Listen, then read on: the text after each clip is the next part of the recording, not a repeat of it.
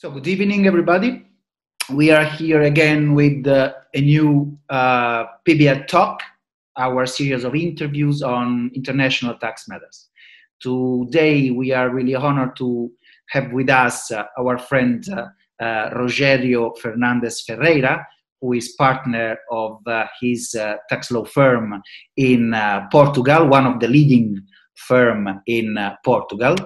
And Rogério, together with the main partner of his law firm, is also professor at the public university and the Catholic University in Portugal in relation with international tax matters. And he was a former Secretary of State of the Portuguese government. So we are honored to have you here tonight, Rogério. Thanks a lot for accepting. And on behalf of PBL law firm and Pietro Bracco, we are very happy to have you here. So, first of all, we would like to start, Rogério, with a brief overview of, as we are doing more or less with the other hosts, with a little overview of what is happening in Portugal with this COVID emergency, and under a tax perspective, what is doing the Portuguese government about that? Okay. First of all, thank you very much, Luca, for this invitation. It's really a pleasure to meet with you. I would like to do it personally, but as it is impossible now, it's a pleasure to meet with you. Thank you for your invitation. Well, the Portuguese government, I would say that since the 11th of March, that is worried with this pandemic situation and approved several measures to combat this pandemic situation. Everywhere else, we closed the schools. We are still confined now, but nevertheless, I think if we compare with other countries like yours, we cannot say that we have a big problem. On the health side of the issue. This is the first thing, but we have several measures approved by the Portuguese government with the support of the Portuguese Parliament and with the support of the President of the Portuguese Republic. There is no problem on that. People are all confined at home. So the problem is more than in different countries, an economic problem. So the government suspended all the economic activities in Portugal. Everything is closed, the restaurants, except hospitals, in fact. In what regards the courts, it's the same. The courts are closed, so even so we can't really work until I would say we'll have this situation until 15 days, more or less. But I think it will be interesting on the tax side. Okay, on the tax side, there are some measures like the payment of VAT or the personal income tax or the corporate income tax in what relates to withholdings can be paid on monthly installments, on 3 or 4 monthly installments. It's the first measures for taxpayers. There is a suspension of all the executive tax procedures. I don't think there is something different in other countries. There is an extraordinary extension of social benefits, credit protection measures for families and for companies, moratoriums approved until September, till the end of September of 2020.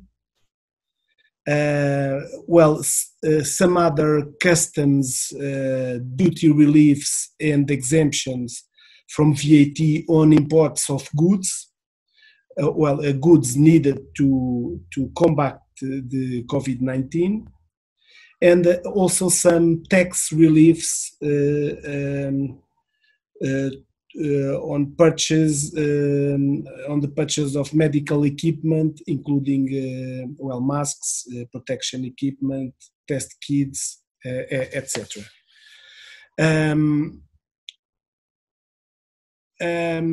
The employers, there is a specific measure, maybe it could be interesting to the employers in the private and social sectors with a loss of at least 20% of the turnover in March, April and May. They have some moratoriums and they can defer the social contributions payments as well as some VAT payments as well. There is, as I told you, a general suspension of litigation with some very specific exceptions. And maybe the most important measure was the layoff procedure. With this layoff procedure, 2/3 of the salary, all the employees or the employees are working from home, or if they are at layoff, they are paid 2/3. They are paid by the state, 70% by the state and 30% by the employee, which means that the other third is in fact supported by the employee. So these are the most important, I would say, the most important measures that were taken. As you see, it's the layoff, the most important. After it's credit moratoriums and the payment of taxes on some installments until the end of September 30.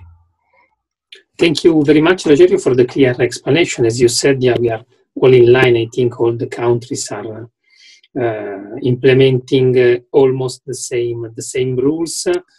During our talk, we like also to open a little bit the view, not only to domestic context, but also to international one, always based on your experience and on the Portuguese side. So if you have time to say few words on the international context, it would be great for us. Well, the pandemic emergency was declared by the Portuguese authorities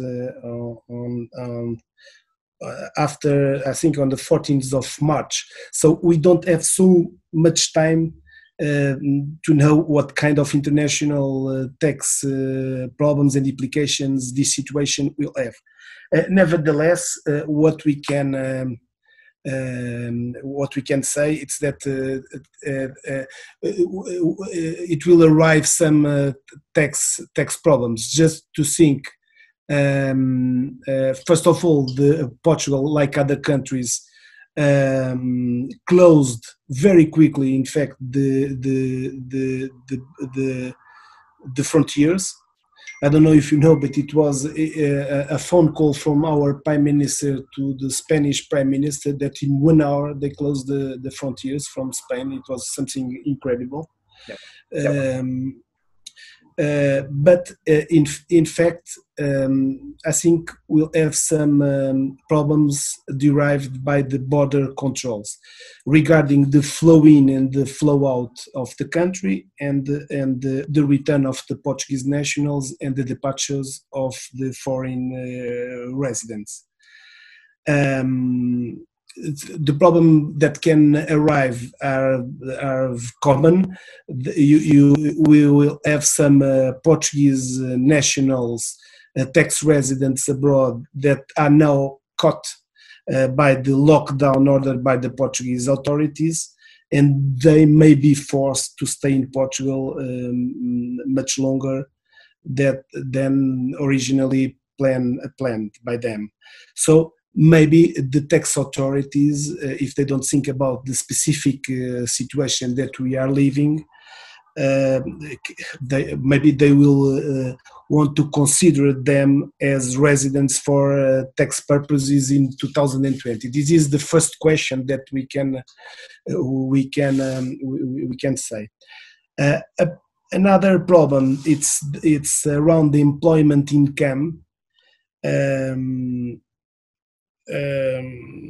Some Portuguese nationals who are tax residents in foreign countries, we are employed by foreign companies and could still receive their salaries from these foreign companies, but they are working from their homes in Portugal. Well, this income literally could qualify as a Portuguese-sourced employment income, and therefore can be subject also to personal income tax in Portugal if this person stays more than 183 days in Portugal. After it's the permanent establishment activity performed in Portugal, could be seen in Portugal as a permanent establishment of a foreign employee in Portugal. So this could be also a problem. And the last, this is problems that start to arrive. Tax residents who in Portugal who are unable to travel to Portugal could could give substance to some structures, and in fact they cannot now because they are not in the countries where they should be working. So this is the kind of problems that I think that will arrive in some time if the Portuguese tax authorities in fact have a strict interpretation of these international tax rules. Starting also from this international standpoint, and also considering, I didn't mention at the beginning that Rogério is also the president of the Portuguese CIFA branch of the International Fiscal Association. So we would like to take the occasion also from your position at the international level. We read the paper, an article that you wrote 3 weeks ago. It was the first 10 days of April, where you were talking about a sort of COVID shot tax at the EU level. I really find this argument really interesting, also considering the other talks that we had in these days with other professors, for example, the one with Professor Van Istendaal. So we really appreciate if you could explain your idea that was expressed in this very interesting article, Rogério. We are living an historical time, I would say, and a particularly difficult historical time. And the historical time, it's affecting nations and nations with a shared history. So at the same time, we are seeing that some countries like ours and like yours, we have a huge public debt. I don't know exactly on Italy, but I think you have more or less 139% of the GDP. We are more or less we have more or less the same problem because we have 125 more or less of GPD. But if we check Greece or even France, that has more or less almost 100 GPD of public debt, or even if we compare to other countries like the Netherlands or like Germany, we are not at the same playing field. This is the problem. We are not at the same level. And I'm thinking, and nowadays I'm really thinking about our children in the future. They don't have future because they will have to pay taxes on the future, because now we want to solve the problems with more debt. So I was starting to think about that in the history of the 20th century, we had several war taxes. And if this is a war, we can have a tax for that as well. This was the first thought about it. So there are historical taxes from France, from UK,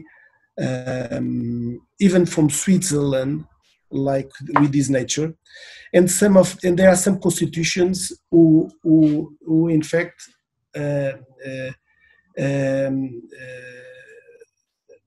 thought about this problem. I'm just thinking about the Brazilian constitution. In these kind of cases, the parliament and the government are allowed to approve taxes to solve these problems of these difficult and historical times caused by wars. And this was the problem that I wanted at the same time to give other solutions than debt and then public debt. We are not at the same playing field, and we should not want to let taxes for the future into our children and to our grandchildren. This is the problem. The problem. So, without encumbering future generations, I think we could immediately, and Europe should immediately create a kind of new redistribution tax. What is a redistribution tax? It's a tax where you can know before the tax, you say what is the recept that you will need to solve the problem. So this is what is a redistribution tax. In my opinion, it should be a simple short tax during a period of 1 or 2 years maximum, a kind of European redemption tax, I would say, able to generate the necessary liquidity throughout the member states. This is a solution.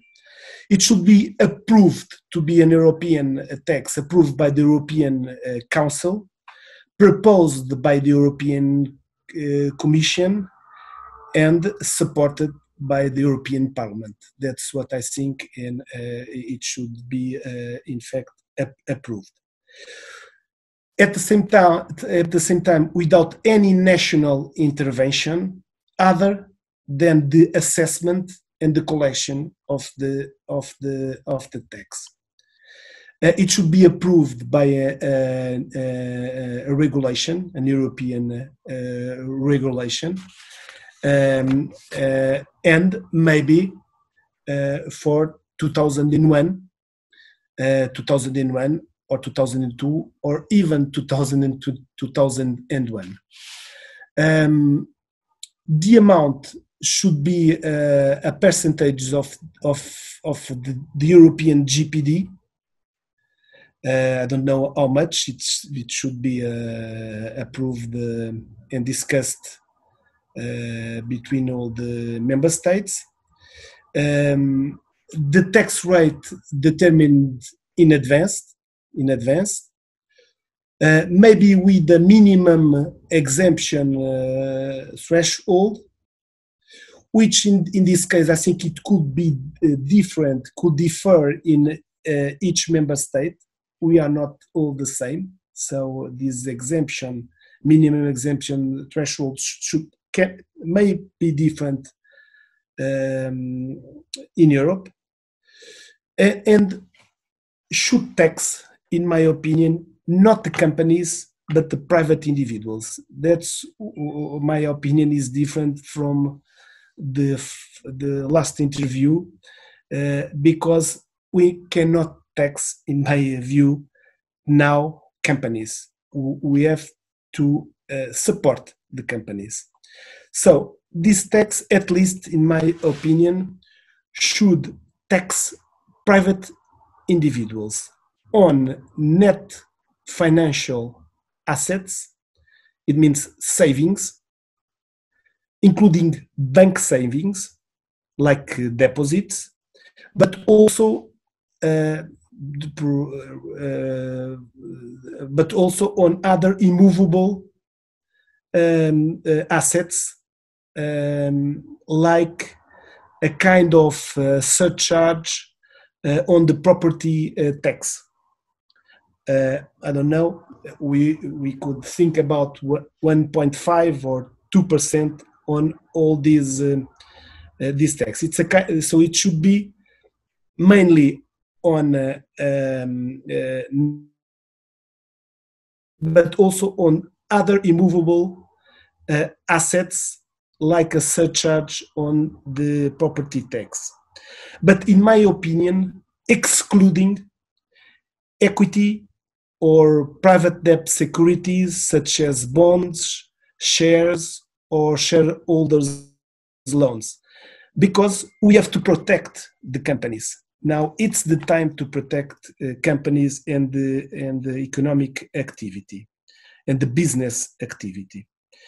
It would refer to ownership of these taxable assets, of course. Well, at the same time, it will not be impossible to tax on a specific moment, as it's a short tax. It could be retroactive. It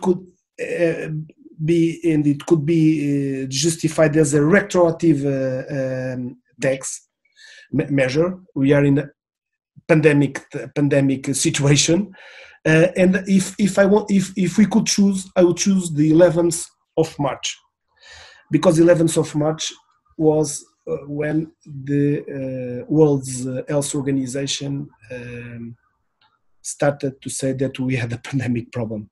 So at the same time, it will be assessed by the financial intermediaries, meaning banks, throughout a kind of tax substitution, okay, and by the national tax authorities on the immovable assets.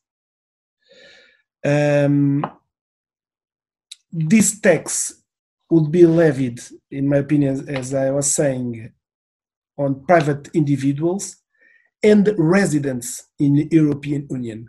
So it will tax nationals of other countries outside of the European Union that are tax residents in Portugal, and maybe not only on their assets in the European Union, but also on the assets outside of the European Union as European tax residents.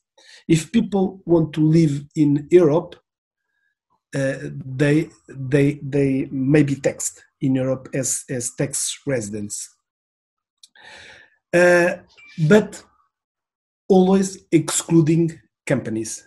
Okay, companies.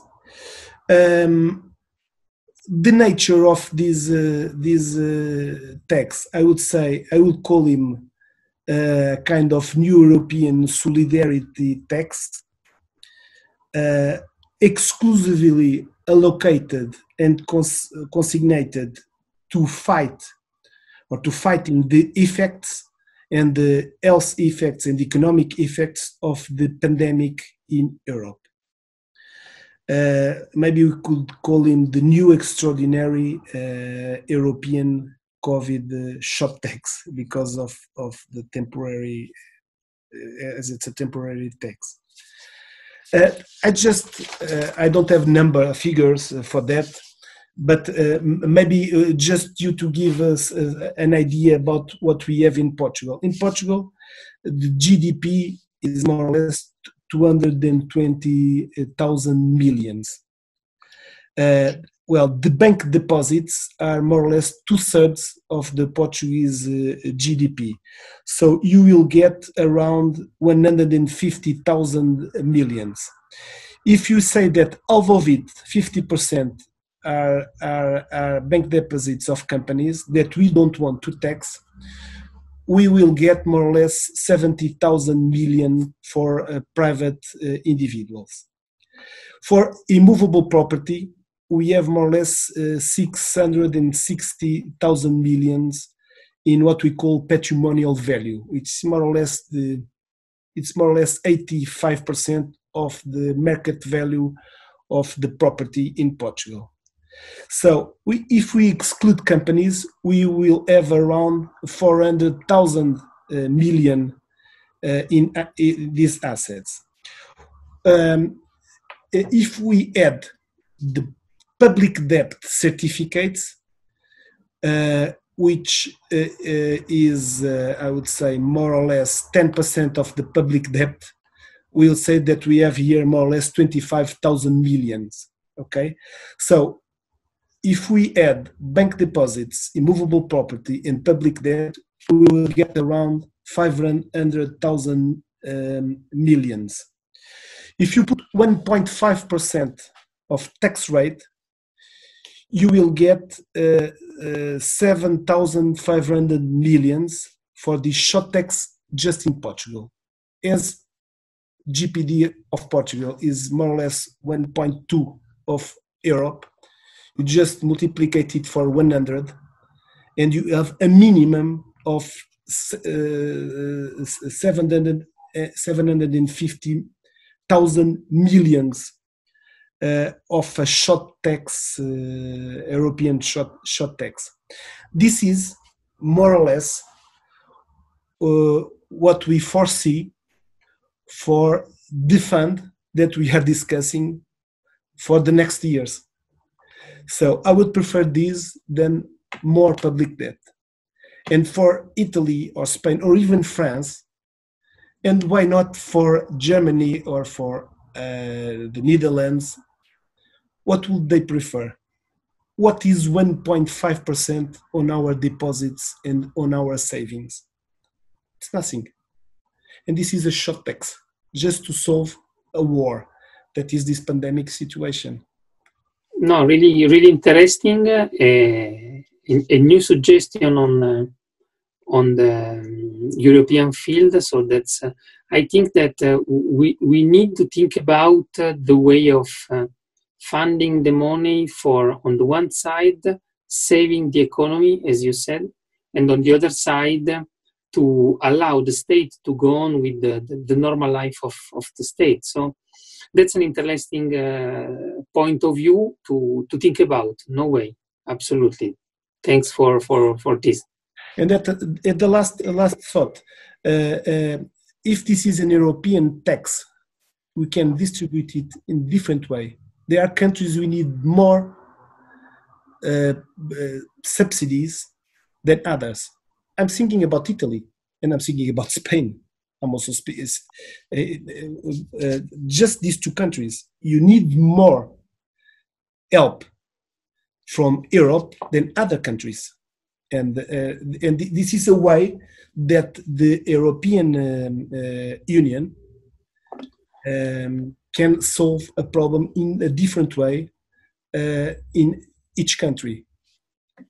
Thanks a lot, Rogerio, because as Pietro can confirm, the aim of our talks is exactly this. So to have different overviews to solve this kind of a particular situation of emergency. So your idea is very important for us. So understand the ideas of different operators of the tax field. And so beside the others, your idea today for us, it was an occasion to think and to rethink about the taxation at the EU level. So beside the proposal of the professors, as Van Instedahl, as you mentioned, also this one that is not addressed to the companies, because you don't want to penalize the situation of the companies that in this moment are. It's not the moment. It's just this. The motor for the restart again. You are saying, okay, why not to address this tax just to person and to the richness of the people at the EU level. Okay. Thank you very much. Okay, thank you. It was a pleasure.